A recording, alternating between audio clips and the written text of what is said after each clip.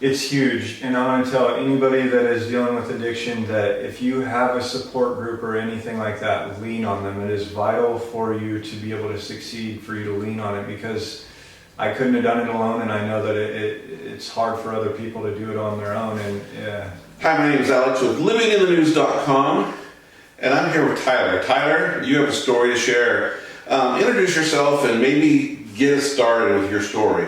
Okay. My name is Tylor Dixon. I'm a certified recovery mentor. Let's see. What does certified recovery mentor mean? A certified recovery mentor is basically someone that is supporting people in their recovery journey. And what are they recovering from? Substance use. Okay, so any kind of substance use? Yeah, it could be anywhere from marijuana, pills, meth, any kind of really alcohol, any kind of substance is basically what the SUD department does, and that's what department I work for at Lifeways. So I found while I've been working with Lifeways that there are a lot of people that work with others and help others that have had the experience themselves. They've been in the depths of hell, and they want to help others kind of help climb out of that. And you've had experience with drugs too. Do you want to tell that story? Yeah, so I started using marijuana in middle school. It was, at first it was kind of a harmless thing. I was just doing it with my buddies because they were doing it, and it was just something kind of to fit in. And then I remember my sophomore year is when I kind of ventured out of marijuana and kind of started doing other drugs. I started doing pills and stuff like that, and I was always a jock in high school. I was kind of the popular kid, and so I started using pills in my sophomore year, and kind of was doing that just because one of my buddies introduced it to me. And then there was a couple, I don't know, big life experiences that I experienced later on in high school when it came down to like my divorce between my parents and that kind of stuff, and that's really what spiraled me out of control. I started acting out in school. I ended up getting expelled and having to go to an alternative school, and then after that I barely graduated high school and kind of turned to the harder drugs after that. And so let me pause just for a second. A lot of times, especially just as you said that you were a jock in school, you were very much into athletics. A lot of times people that are in athletics, it's my body, my temple. Did you feel the same way, except for? At first I did in high school, and then after I turned to drugs, it was kind of like I used those drugs to be able to, I don't know, I guess it kind of brought me out of my comfort zone a little bit. I was doing things that I normally wouldn't do. But honestly, after I started using drugs, my athletic ability started to decline drastically. I wasn't as good of an athlete anymore. I stopped focusing on my sports and school, and I started focusing on selling drugs and doing drugs. So I wish I really would have stuck with sports and everything, because I really enjoyed them. I still do to this day, but it took away from a lot of that stuff that I enjoyed doing by being my addiction. Yeah, so basically, if I understand correctly, what you're saying is that you really had a path. You had a path of sports you were probably pretty good at, maybe. Yeah. And then a few gateway things happened in your life, and it took you on a whole different path. Oh, yeah. Then the separation of your parents happened. And I hear a lot of times that people that are using drugs or use drugs to help escape. Yeah. Yeah, so actually I was pretty much, on my mom's side at least, I was pretty much the only addict that came from my mom's side of the family. Everybody else was real good in school. They succeeded. My sister and brother, their accomplishments in life have went far above mine so far. And then you go to my dad's side, and my dad, unfortunately, he was battling with addiction since he was a juvenile too, and it kind of set him down a dark path, and in and out of prison, that kind of stuff. and I saw that, and I was told myself that I was going to stay away from alcohol, that kind of stuff. And unfortunately, I went down a totally different path, and I didn't understand addiction at that age because I was so young. So I thought invincible. Yeah. I just thought that it was something that was normal, seeing my dad go through it and him going in and out of prison and stuff. And I started to go down that path too. I've been incarcerated more times than I can count. Why? Drugs. That was the number one reason for it. Committing crimes because I was trying to get more drugs. That's the lifestyle. Unfortunately, when you start dabbling in drugs, I didn't work. I didn't have a job. I never was successful with keeping a job, anything like that. When I started using, I was a runner. I ran away from my family. I ran away from everybody, and next thing I knew, I was in Portland, and the last 4 years of my addiction, I was living in a tent in Portland, doing things that I never in a million years would have thought I would be doing. Because I was brought up. I mean, my mom did a good job at bringing me up and raising me properly and that kind of stuff. And it was something that I never saw myself doing, and then it just became normal life. It just became stuff that I did on the daily basis, where I probably should be in prison right now, but thankfully I didn't get caught. Mm-hmm. And that's just where I was. And then it got to that point in my addiction where I was, the last few months of my addiction, I would just remember sitting in my tent being completely alone, and I felt so miserable. And then thankfully I went in one day and decided I needed a new pair of pants and something else, and ended up getting arrested. And to this day, I was never anybody that enjoyed talking to cops. I was a criminal, so it was something where I would always run from them, or I had a very jaded image in my head of police. And that day in the back of that cop car, I had a conversation with the deputy, and he kind of gave me that hope that even though I was in where I was, my life can still turn around. And I remember that day, February 21st, 2022, was the day that I decided to get clean, and my life changed completely. Now I have 2 kids, one on the way, a wife, my family relationships are mending and that kind of stuff, and I couldn't ask for a better life. My wife is super supportive in my recovery. She actually works for Lifeways too, and yeah, I couldn't be more thankful for the life that I have now, and I couldn't have done that without Lifeways, honestly. Like I told you before, I started my journey at LRC, which is our inpatient treatment facility, and went to outpatient, and now I get to work for them. So it's pretty cool to do the full circle and get to give back to the community now instead of take from them like I did for so many years. So You've answered a lot of questions I had in that last little moment. So if anybody's been to Portland, they see tent after tent after tent. Every neighborhood has tents, and it seems like a hopeless endeavor to help anybody. yeah. But somehow, some way, was it that deputy, or was it your mindset or your sadness? What do you think clicked? People talk about in addiction hitting rock bottom, and I think that I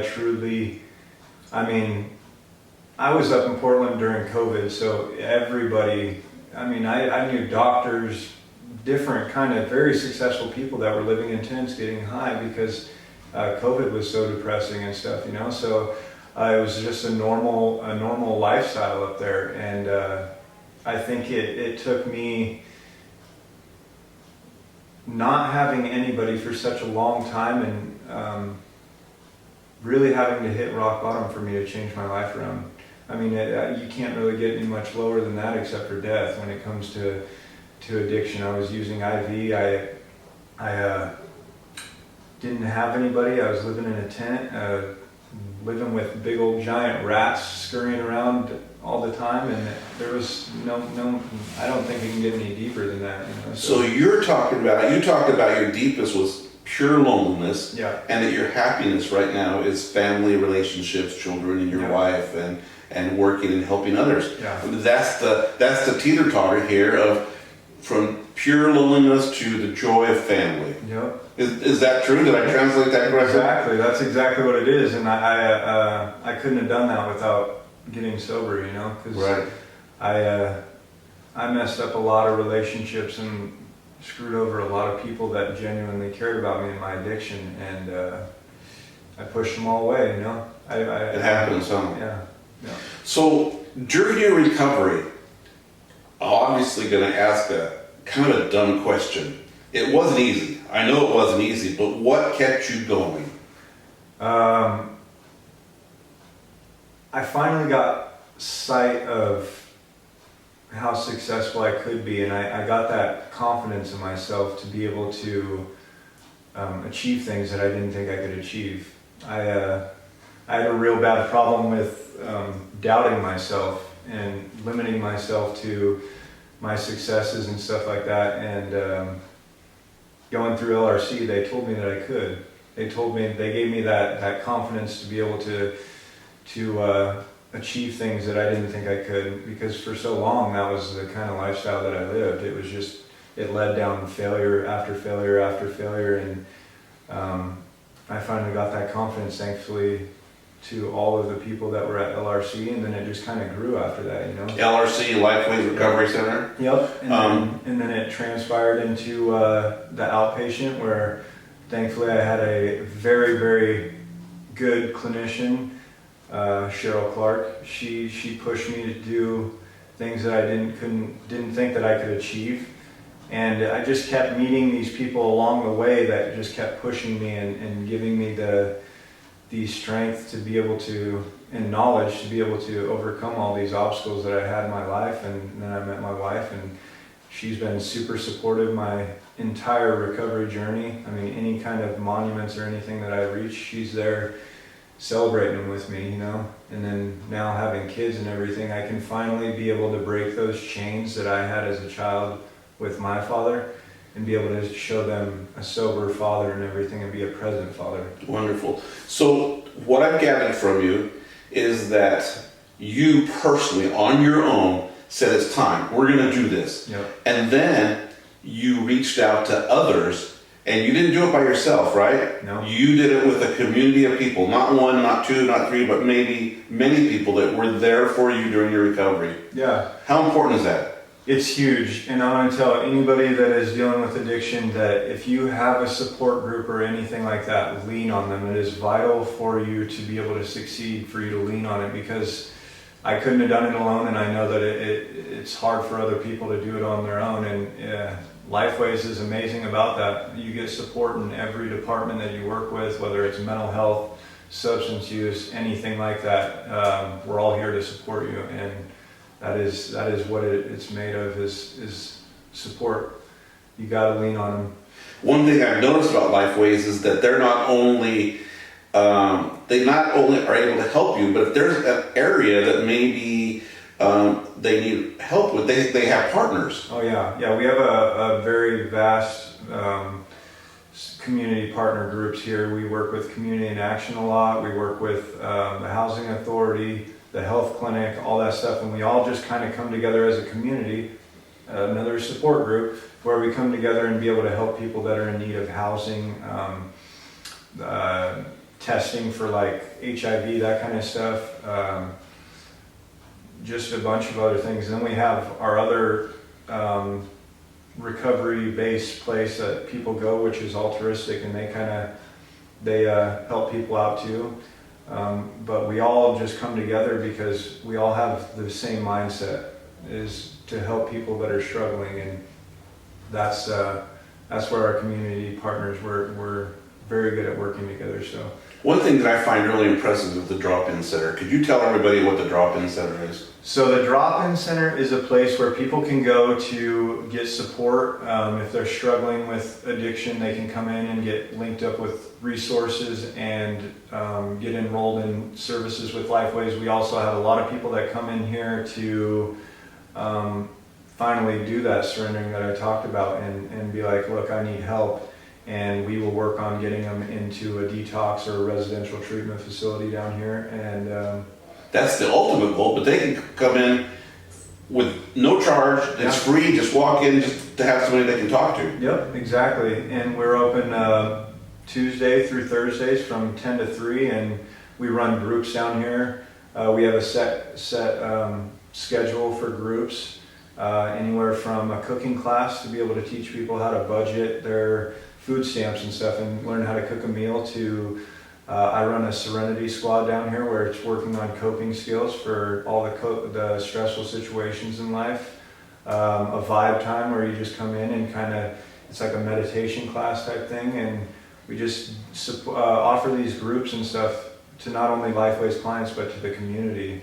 And there's people that come in regularly that aren't Lifeways clients that actually participate in those groups and stuff, and it helps them, you know. They have a community. Exactly. That's the support that we give to them, and maybe one day they finally make that leap of faith and get into services with Lifeways or another place and be able to change your life around too. I'm going to give you two opportunities here. One opportunity is talk about that, maybe how much you appreciate maybe that deputy or whoever else helped you change. And then I'm going to let you just talk to the community for a moment and say whatever you want to say. Okay.